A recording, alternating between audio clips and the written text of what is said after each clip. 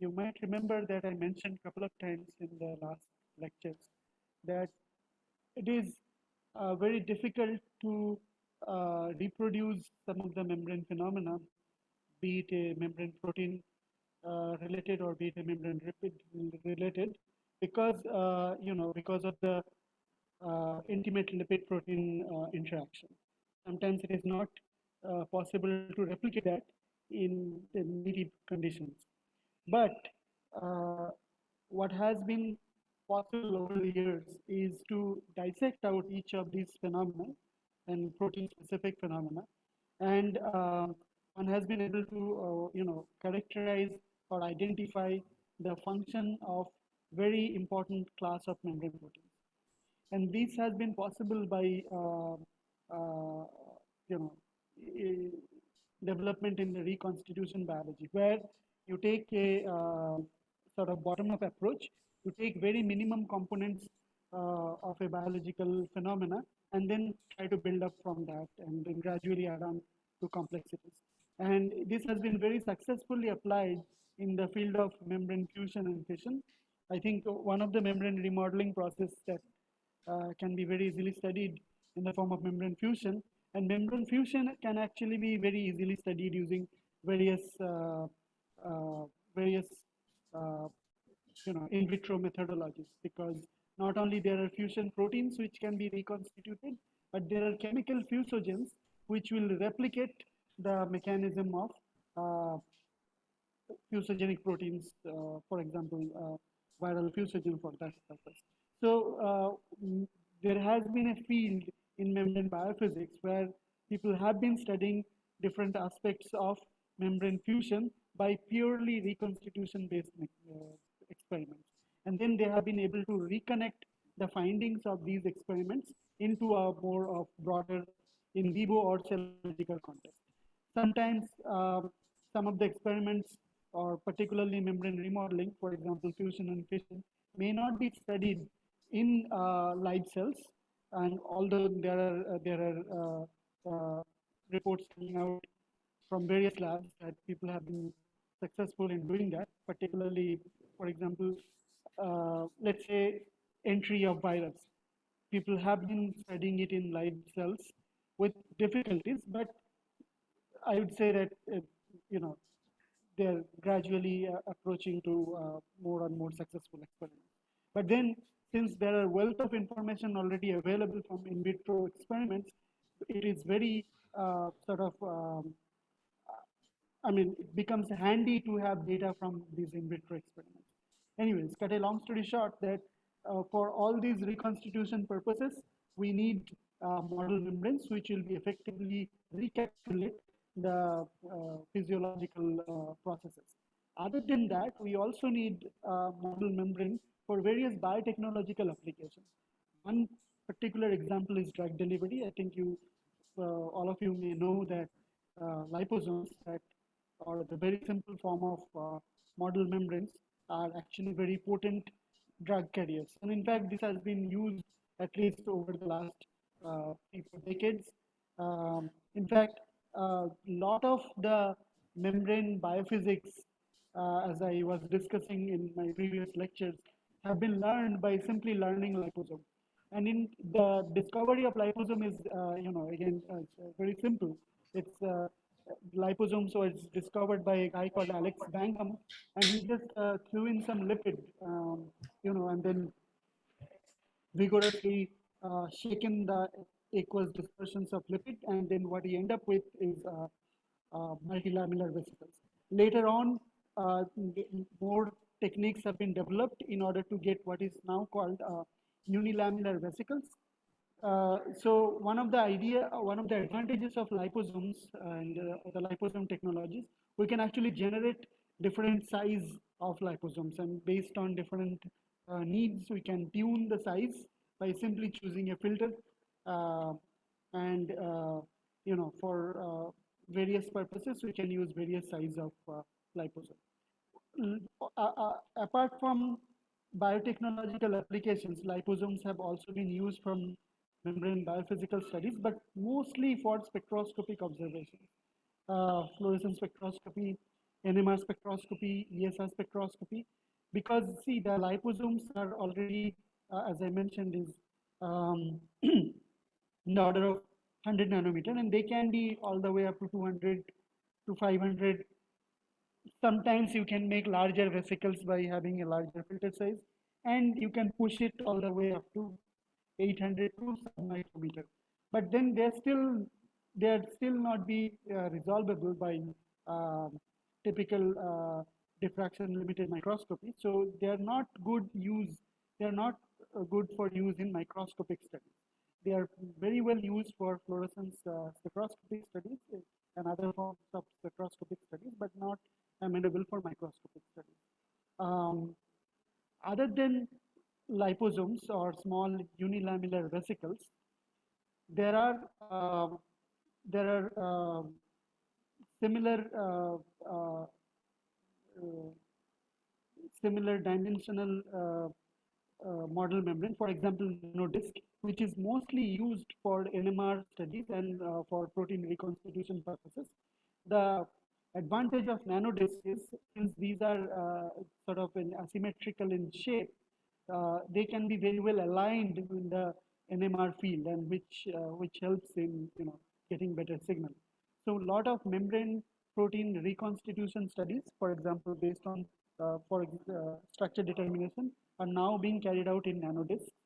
Other than nanodiscs, there are two other form of membrane bilayer, model membrane, and these are called supported bilayer. Now, we have to be careful here. When we say supported bilayer, we mean bilayer which is on a solid support, and sometimes we also refer to as lipid bilayer membrane or black lipid membrane, which is exclusively used for electrophysiological measurement.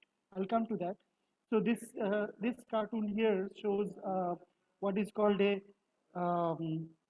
lipid bilayer membrane, and sometimes it is called a black lipid membrane because it simply appears black in the actual experimental setup, whereas the solid supported membrane or tethered supported membrane are more useful for microscopic purposes. So that means if we want to reconstitute a protein on a solid membrane surface, we would rely on a supported bilayer. Supported bilayer can be formed by having liposomes on a glass surface, and as soon as the liposomes come in contact of glass surface, they fuse, and I'll come to that in a moment, and they sort of spread all over the glass surface. Sorry, the resolution of this particular slide is not optimum. I apologize for that. So if you take vesicles and you know expose them to glass surface, they fuse with each other and form a solid bilayer. Sometimes this bilayer can be supported on a cushion for certain purposes, and that is called the tethered bilayer form. Another way of getting this bilayer is by simply depositing two separate monolayers. If you recall my first lecture, I talked about Langmuir trough. So one can generate a monolayer, simply spreading the lipid of choice, and then this monolayer can be transferred onto a glass surface. Then another monolayer can be sort of juxtaposed on the first monolayer, and a customized bilayer can be generated on a glass surface, right? So this is about supported bilayer, but then um, there is another form of bilayer, then that is called bilayer membrane or black lipid membrane, and that okay, yeah.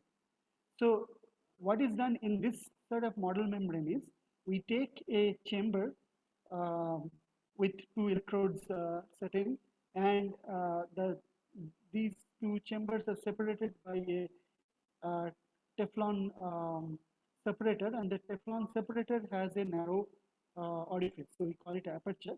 And along this aperture, if we simply paint lipid in an organic solution and let that organic solution dry off, we'll end up with a lipid bilayer here. And this has been a very old technique for studying particularly proteins or ion channels at single molecular level. In fact, this technique has been used, even the concept of the fluid mosaic model membrane. In the 60s, 40s and 50s, people have been using it. And this has remained as a popular technique for electrophysiological purposes. Um, so this is called a bilayer lipid membrane or black lipid membrane, particularly useful for reconstituting ion channels. And since we can make this lipid membrane, so we have a choice of uh, making a variety of lipid composition and can ask the question how each different kinds of lipid uh, modulate the function of ion channel. For example, beta, and it has been very widely used for ion channels like beta. This is one of the popular and useful membrane model, and there is another model, and that is particularly useful for microscopic purposes. Now, as I told you already, that liposomes are in the order of 100 nanometer vesicles. So these, if you want to do any kinds of microscopy, that has to be only electron microscopy. So you're going to get a static picture. So here is a image showing a small unilaminar vesicle by simple negative staining electron microscopy. But you know, if we want to do more of you know, membrane phenomena under closer to physiological condition, we should be able to do it in a light microscopy so that we can keep them at least in aqueous environment. Okay, and for that, what we use is giant unilamellar vesicle, and these are called giant because they are almost in the size of a cell. So typical giant unilamellar vesicles can be all the way from 10 micron to 50 micron, depending on what kind of method is used. So they are at the you know, they are now amenable for light microscopic observation. We can very easily see them under the microscope, and they are very useful model for studying membrane physiological processes, because now membrane proteins can be reconstituted in this membrane, and be it a fusion protein, be it an ion channel, and their properties can be studied under light microscopy. So here I'm showing in one simple example of how these vesicles can be studied for fusion. So this is one vesicle with particular composition, and the blue one is actually a fusogenic vesicle derived from cells expressing some viral fusion protein. So now these systems provide like ample opportunities for physiological experiments or reconstitution of physiological experiment. Another model membrane that is widely used for microscopic purposes, and these are called plasma membrane derived vesicles, or PMV, and sometimes they are called giant plasma membrane vesicles. These are nothing but simply the membrane you know, derived from cell membranes. Now, these are very useful models, and again, there are more than one methods of generating that. The very simple method is simply treating cells with under some specific conditions with paraformaldehyde, and little tinkering with the actin cytoskeleton will basically generate these vesicles. Sometimes they are known as blebs. There are certain physiological conditions under which cells will generate blebs spontaneously, but for our purposes, we can actually make cells bleb so that we can derive this plasma membrane derived vesicles. And there are certain advantages in this. For example, if you are interested in some membrane proteins, you don't have to reconstitute it in giant unilamellar vesicles. All you need to do is express in a suitable cell and then generate a plasma membrane derived vesicle from those cells. So now those, and it has been shown by various laboratories that the plasma membrane proteins can be found in the plasma membrane derived vesicles, and they are as functional as they are in you know, typical plasma membrane. However, what is the advantage of that is that you get rid of the cytoskeleton control, and now they can be isolated from the cells as well, and you know, you can take them to either microscopic based experiments, or even you can generate smaller vesicles by using extrusion technique and do some spectroscopic measurement. So with these giant lamellar vesicles and plasma membrane derived vesicle, lot of reconstitution based studies has been taken place in recent, I would say last 5 to 6 years. In fact, a lot of the domain structure are now understood better because we have been able to do some of these reconstitution-based experiments using giant unilamellar vesicles and plasma membrane-derived vesicles. Just a small note on how we actually prepare giant unilamellar vesicles. There are two major ways. One is called electroformation, and other one is called gel-assisted swelling. Each one has their own advantages and disadvantages. The major advantage of electroformation is that you can get a pretty homogeneous vesicle size, although you do get smaller size. But one of the disadvantages is that you cannot use salt sometimes. So they may not be under physiological buffer condition. Primarily two ways of doing it. You need a platinum electrode in a chamber, and the vesicles are actually grown out of the platinum wires where lipids were dried, and under suitable condition when you pass a voltage through this solution, lipid vesicles are generated. So this is one way of doing it. The second way of doing it is take charged glass surface, for example, ITO coated glass surface. Instead of taking electrode, you are now taking charged glasses. And when these two charged glasses are separated by a cushion, when a suitable voltage is sent across these two charged glasses, again the vesicles are generated within this chamber between the two ITO glasses. Then later they can be harvested. One of the disadvantages is that although this is a very facile technique, but you have to have the setup. Like it requires some time to get this setup going. So on the other hand, with very limited accessories, you can generate what is called gel-associated swelling. All you need is a clean glass surface and polymer which can form a cushion.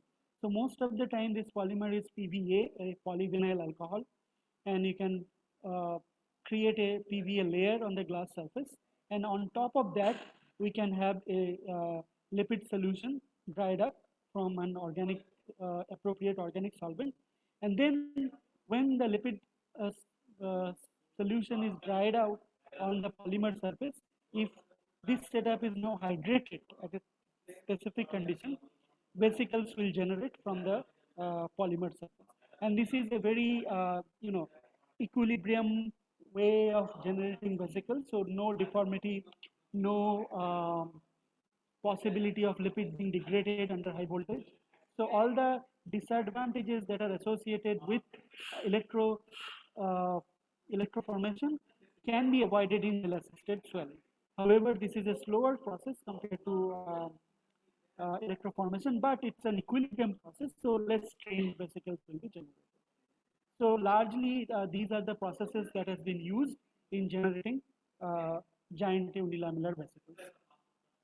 All right, with this brief note, I will move on to the last aspect of my topics, and that is membrane remodeling.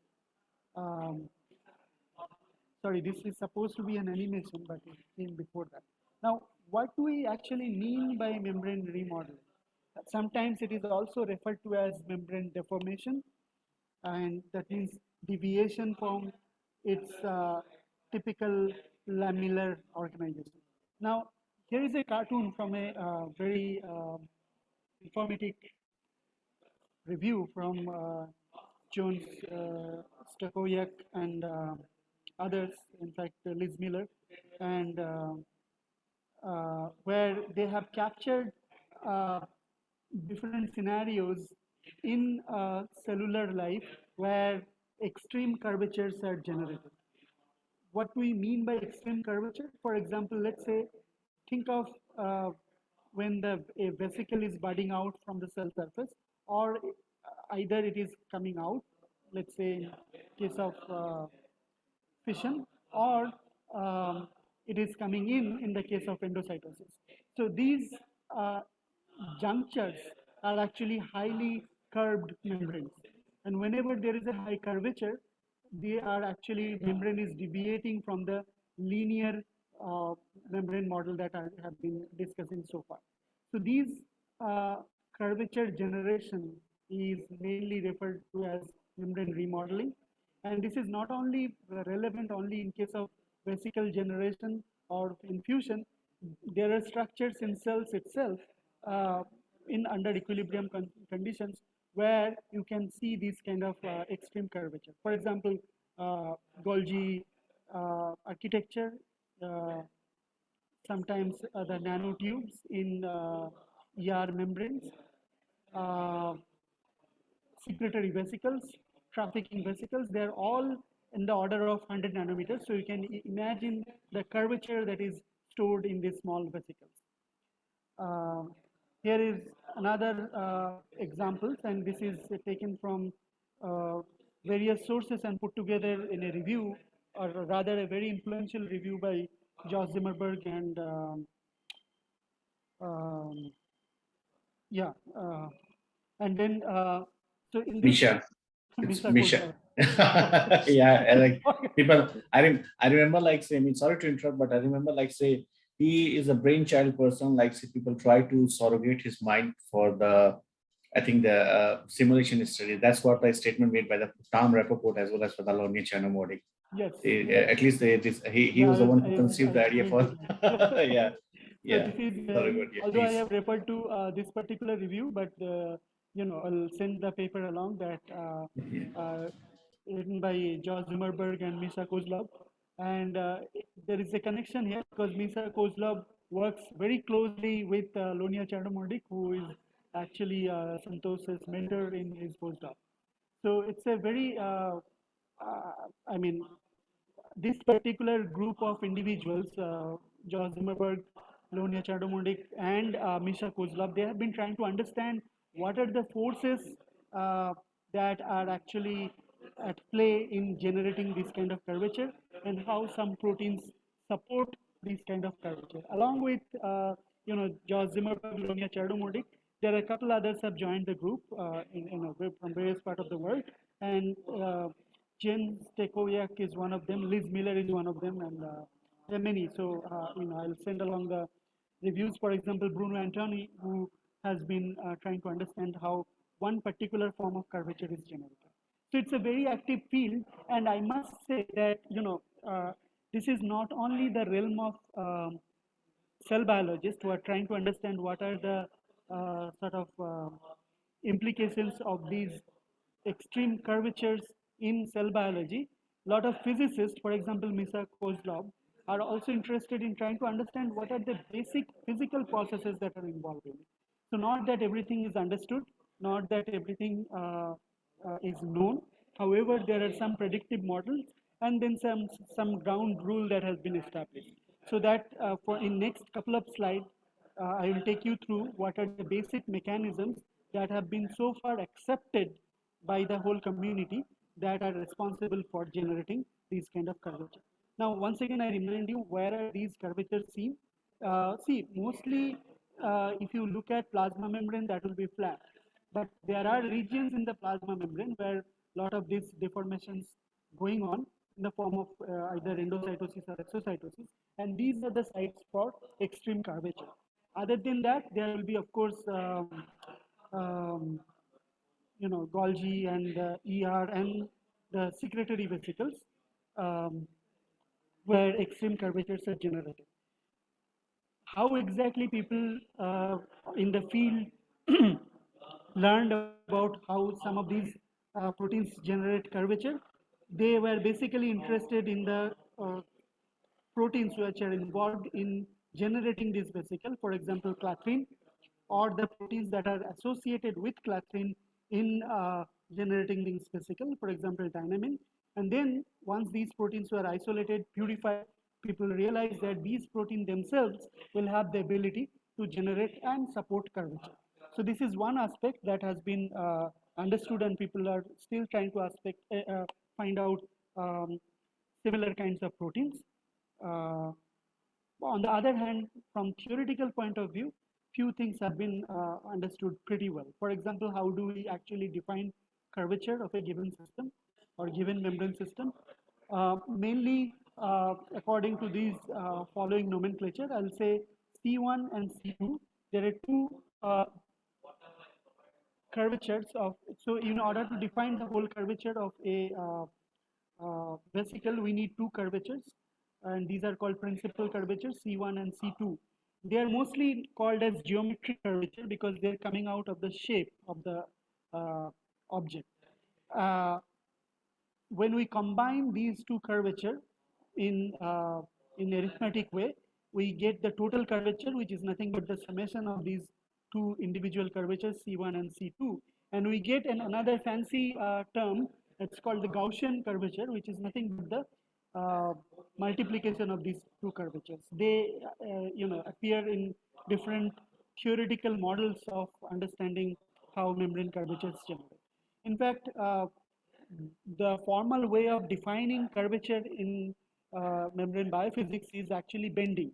So we start with a planar bilayer and we ask the question, what is the force that is required to bend a membrane? So you take a solid sheet like this, as it is shown in the first case, and that is a system with zero curvature. And then we ask the question, what is the force that is required to bend the membrane like this? When we bend a membrane like this, we generate simultaneously two curvatures. The outside is positive curvature, the inside is negative curvature. And these curvatures will be supported by the lipids with their spontaneous curvature. So, for example, if we want to generate a shape which has extreme curvature, it will be much easier to form if my lipid composition is such that it has an extreme negative spontaneous curvature. Remember the chart that I showed in the last class. If we take a lot of PE kind of lipid, it will be much easy to bend a membrane compared to if it were all phosphatidylcholine kind of lipid, right? Now, as we understand that it requires a force, where does the force coming from if we were to bend a membrane? These proteins that I'll be taking you through are actually providing this force by means of lipid protein interaction. So when they bind to lipid membrane, some energy is generated, and that energy is in turn used in bending the membrane. So there are two things going on simultaneously. One is curvature generation. So a lot of these proteins that I'm going to discuss briefly are involved in generating the curvature, and then at the same time there will be some protein which will be actually sensing this curvature for certain physiological purposes, right? So the mechanism of curvature sensing is related to curvature generation, but slightly different from each other. I'll take you to the membrane curvature sensing towards the last part of the talk. So these are another example taken from another group which has been equally involved, and it is from Harvey McMahon's group in MRC. And in fact, he is the one who realized that there are proteins with amphipathic domain which has the ability to sense membrane curvature. And then later on, this has been taken up by Bruno Antoni's group, and he has been characterizing these groups ever since. So again, here this is some situations in cells where we can see extreme curvature. For example, fenestration and Golgi that I told you already, and tubules on endosomes. Endosomes, as you know, that part of the secretory pathway and endocytotic pathway. So they are again extremely carved membrane. And of course, virus budding. And I wish I would have more time to take you through that budding and fusion. So, as you'll realize by the end of this course, that virus entry and virus generation has to do a lot of membrane biophysics. In fact, virus budding is a process where a lot of membrane curvature is generated, both in the viral membrane as well as in the plasma membrane. So some of the proteins, some of the viral proteins are actually very much involved in generating this kind of curvature, and some of the cellular counterparts are supporting this kind of curvature generation. As a matter of fact, some of these are actually very good potential drug targets for viral entry, for prevention of viral entry. All right, so again, just to reiterate the fact that when a vesicle is generating, where are the situations where we have positive curvature, where we have negative curvature, and places where there is zero curvature. And this curvature generation can be understood in the form of bending, as I already told you, and to some extent also stretching. So both bending and stretching are sort of elastic deformation of membrane. So when we refer to the fact as yeah, Santoshji, tension is also important. And we can very easily monitor that. Yes, when actually stretching is related to membrane tension. So when we create membrane tension, it actually becomes more stretched. And this is another form of membrane deformation and remodeling. So I know why I pointed, like say, just for the sake of an audience, because like say these are highly curved structure, and like say means, and they have like say a lot of tension, where like say most of the signaling cascades of the biophysical, and yes, under certain circumstances, they need to sometimes overcome these tension as well to like say to do or accomplish the particular job. yes. In So fact, stretching, as I mentioned, is so tension is nothing but force per unit area. yeah, So yeah. when we are going to stretch that, we actually derive membrane tension from stretching experiment. In fact, there are very well established in vitro experiment and that is known as tethered pulling experiment. So what we do, I shouldn't say what we do, what is typically done is a portion of the membrane is pulled out from a cell by with the help of a laser optical tweezer, and the force that is required to pull that tether can be very efficiently measured um, uh, capillary by capillary method, and it's coupled with electrophysiology. And so once we know the force that is required to pull a tether, we can actually calculate what is the tension of that membrane in the resting state. And why this is important, because whenever we try to let's say open a pore in the membrane, we have to provide enough energy which will surmount the existing tension in the form of line tension. Uh, this is because um, coming back to the very fundamental fact of membranes, that the lipids don't like water. In other words, the membranes hate edges. So whenever we are trying to create deformation in the membrane, we will create edges. And those edges are aqueous exposed or aqueous environment exposed portions of the membrane. Since lipids don't like water, or waters don't like lipids, to put it more precise way, these edges will have very high energy or very high tension. So that's why tension is a very important factor in membrane deformation. So once we provide enough energy in the form of lipid-protein interaction, which will surmount this membrane tension, we'll be able to deform the membrane. Right?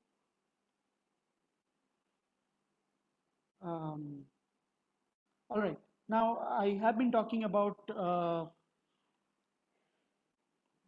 how some proteins generate membrane curvature. Now here are some of the established mode by which membrane curvature can be generated. So as I mentioned earlier, that let's start from the uh, pure lamellar phase, let's say resting uh, in plasma membrane, and then there are at least 5 methods which has been identified, that or 5 ways, I should say 5 ways that have been identified that various proteins employ in order to induce curvature in the membrane. The first one is of course intrinsic, that is lipid composition, and I mentioned a couple of times that biological membranes are asymmetric. That means the outer leaflet composition will be different from the inner leaflet composition, and this asymmetry is maintained by a set of proteins called flipases and flopases. Now there are certain lipids which has a higher head group area, that means higher spontaneous curvature. PIP2 or PIP3, for example. Now they are exclusively found in one leaflet than another. PIP2, for example, mostly found in the inner curvature, inner leaflet. Similarly, sometimes this uh, lysolipid kind of structures are found on the outer leaflet, and when these composition asymmetry arises, the membrane naturally has a tendency to bend because of the spontaneous curvature of the lipid constituent lipids, which are inhomogeneously distributed between the upper liplet and the lower liplet. So this is one of the way of generation of curvature, and for that we don't need any protein. Well, we need protein to maintain the lipid composition, but other than that, the curvature is generated by purely spontaneous curvature of lipid constituent lipid molecule. The next thing that by which some of the proteins generate curvature is known as Helic insertion, and this is mostly relevant for amphipathic helix insertion. In fact, this mode was primarily uh, identified initially by Harvey McMahon's group and then later Bruno Antoni's group. The same idea is used for sensing membrane curvature as well. So what happens is that in helix insertion, and this is particularly relevant for amphipathic helix. I'll come to amphipathic helix maybe in the next slide. Let me just, yeah. So the amphipathic helix is nothing but a helix where the charged and uncharged residues are well segregated across the helical axis. Here is a list of some of the well established amphipathic domains in several proteins, and it has been taken from a review by Bruno Antoni. So when these amphipathic domains insert in the membrane, what happens typically is that they will try to displace some of the lipids from the point of insertion. So when they displace these lipids, what will happen? The upper monolayer will try to expand in area, whereas the lower monolayer is still intact because the amphipathic helices are typically insert in the outer liplet, and that creates an area mismatch and a stress in the membrane. So that stress will only be relieved if the membrane is bent. So this is a very basic mechanism. Sometimes it is also known as a wedge formation because the amphipathic helix can be thought of as a wedge, and when that wedge is inserted in the bilayer, it creates an area mismatch, and that area mismatch is basically creates a stress, and the stress will drive the membrane to bend. So this is one of the basic mechanisms by which membrane curvature is generated. Second mechanism is known as scaffolding, and this has been again very well established, and this idea of membrane curvature generation comes from the fact that the proteins that are involved in generating vesicles, for example, COP2 vesicles or clathrin coated vesicles. So these proteins, particularly clathrin, and sometimes some of the bar domain proteins, they are also associated with clathrin. They have a particular shape, and these shapes can be actually imposed on the underlying lipid membrane, and by that they can induce curvature in the membrane. So here I'll show you an example of some of the bar domains, and the bar domain is named after three proteins, BIN, amphiphysine, and RVS, because this particular domain has been found in these three proteins. Now the bar domain are found in a bunch of other proteins also, and they have been well established in the membrane biology literature. So when the bar domain proteins actually interact with the membrane, because of their shape, and most of the time they are sort of a banana shape, they can impose their curvature into the underlying lipid membrane. So this is one of the very efficient way of introducing curvature in the membrane. Again, the curvature generation will be supported by optimum lipid composition. The fourth method or fourth way of generating membrane curvature is by crowding or oligomerization. And this can be done, in fact, with any protein. If we have the ability to overexpress a particular protein which has a larger globular domain, and it can be shown that at a reasonably crowded situation where we have multiple copies of the same protein, the underlying membrane is actually bent to the extent that they are actually able to generate vesicles. In fact, there has been a very interesting paper by James Tekoyak group probably 3-4 years back, and she has shown that if you take, for example, even GFP, which has nothing to do with curvature generation, but you tag it with a bona fide transmembrane protein, and since GFP has a huge head group, as you know, the beta barrel kind of size, so these domains will come closer and create a steric crowding, and then that steric crowding will impose bending in the membrane. So this is and it's a not only true for JP based system, because that was a hypothetically created system, but then many other soluble proteins also, they can crowd the membrane surface and create membrane curvature or deform the underlying membrane. Likewise, if the membrane shape is asymmetrical, that can also generate membrane curvature simply by introducing hydrophobic mismatch. If you recall my last class, I was telling that the lipids proteins have the ability to induce order in the membrane, and then order generation has a distance dependence. So as you go away from the membrane, that ordering capacity of that protein will gradually decrease. So there will be a local stress, and that stress will only be relieved if the membrane can be bent. So this is another mechanism by which the proteins can actually generate membrane curvature. And then the last but not least is, of course, the actin cytoskeleton. In fact, all the actin protrusion that we have seen in Filopodia and Filopodia and all these things, they are basically generated by actin. So the actin can be very directionally polymerized in a particular direction, and that polymerized actin is capable of enough force so that the particular region of the membrane can be bent, and in fact can be formed in the form of a tubule, right? So this is another mechanism which is basically cytoskeleton mediated or particularly actin mediated curvature generation. So these are few of the modes that have been identified in various systems. I must say that these are not exclusive methods, so and not necessarily mutually exclusive. So even in amphipathic helix, which may also have some scaffolding ability, and also can be crowded if found in high concentration. So all these mechanisms can be working in isolation as well as in concert with each other to generate relevant curvatures in a spatiotemporally regulated manner.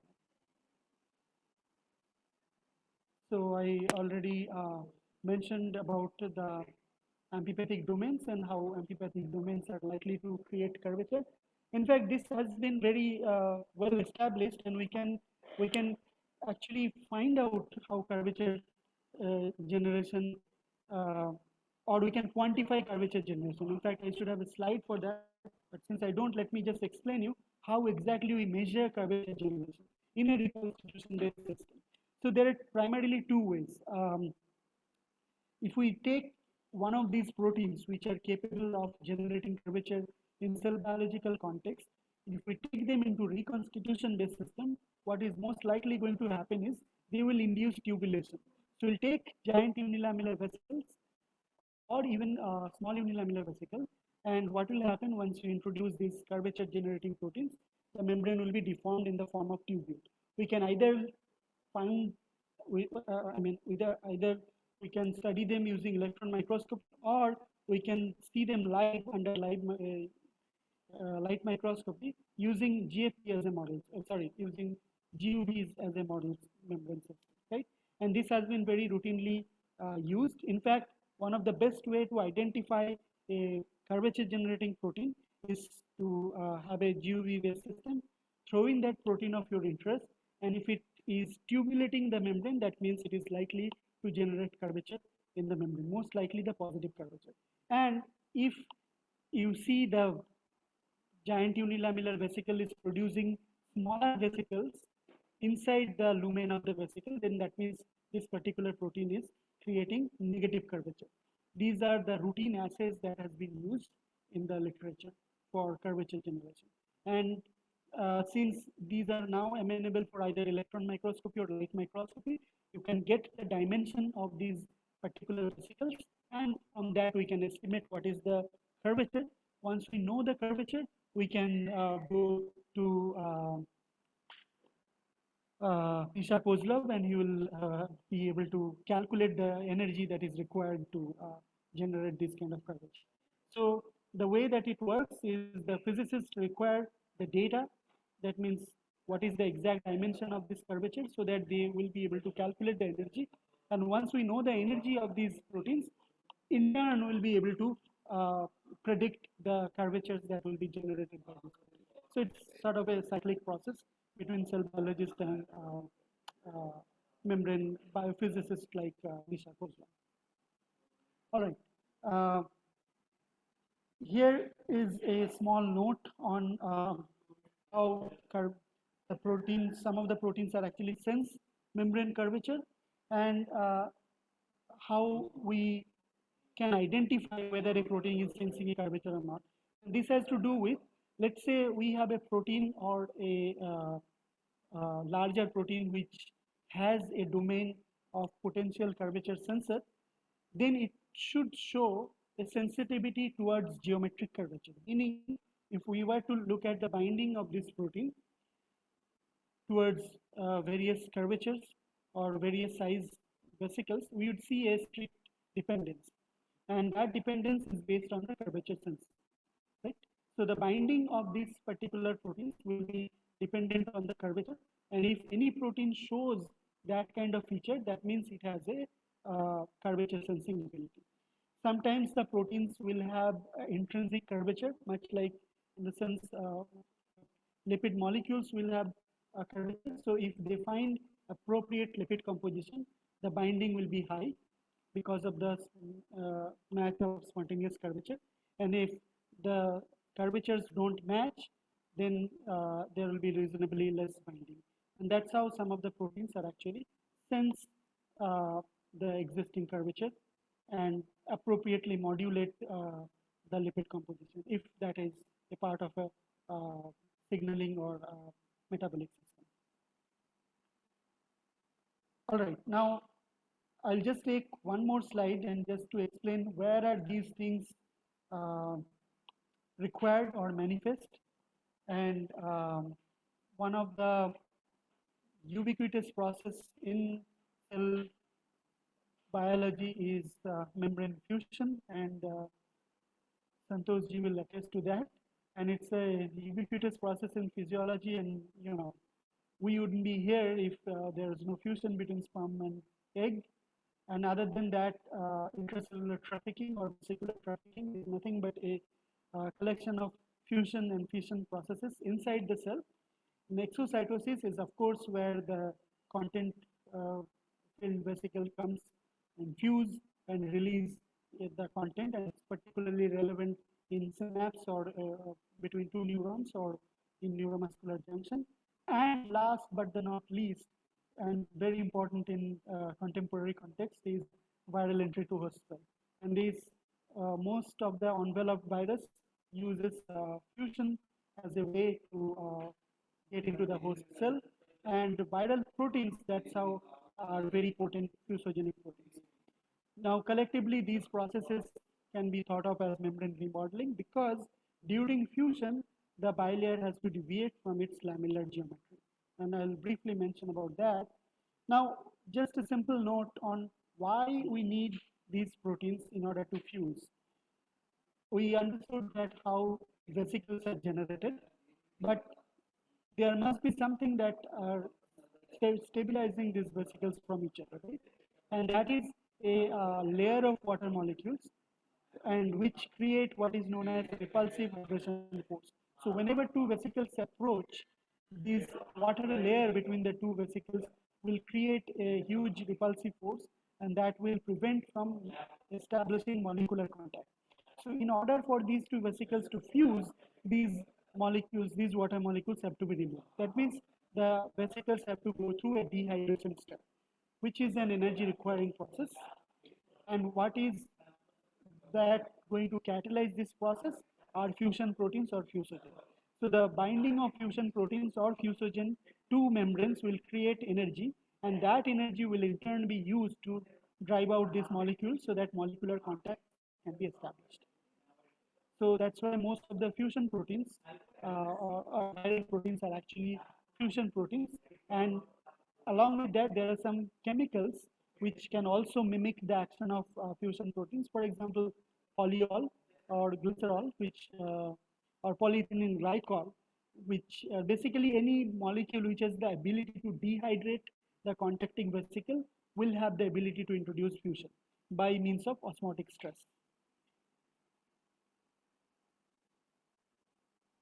All right, so as I told you that the membrane fusion is nothing but a membrane remodeling process, and then that remodeling basically starts with creating a point-like protrusion, and is then develop into what is called a hemifusion stalk. Now you very well can appreciate that this is no longer a bilayer structure, and that's why it is called a membrane remodeling process. So hemifusion stalk then develop what is called into hemifusion diaphragm, and these stages of membrane fusion can be very easily identified by carefully choosing appropriate condition. So that means we can actually arrest the cell fusion at different stages. What happens in the hemifusion stalk is that, or hemifusion diaphragm, since two membranes are already contacting each other, the lipids can easily flow from one membrane to another membrane. And this can be very easily studied by microscopic techniques. Once this stage is arrived and sufficient energy is provided, hemifusion diaphragm will go on to make what is known as fusion pore. And this is a very important factor, because the fusion pore basically allows the content of one vesicle to be transferred from another vesicle, right? Now this is important in vesicular transport. This is important in viral entry, because the viruses will actually deliver their genome via a fusion pore. Similarly, in exocytosis, when the neurotransmitters are actually released in the neuromuscular junction, there also a fusion pore is established. Except that the fusion pore that is involved in viral entry or viral genome transfer is mediated by viral protein like influenza hemagglutinin, for example. Or in case of exocytosis, the same process is mediated by a class of proteins that are known as snare proteins. So the snare proteins have also a similar ability to stabilize fusion intermediate and drive fusion or membrane remodeling from otherwise lamellar phase. The mechanism is slightly different, however, the end product is the same, that is to generate a fusion pore from two isolated membranes.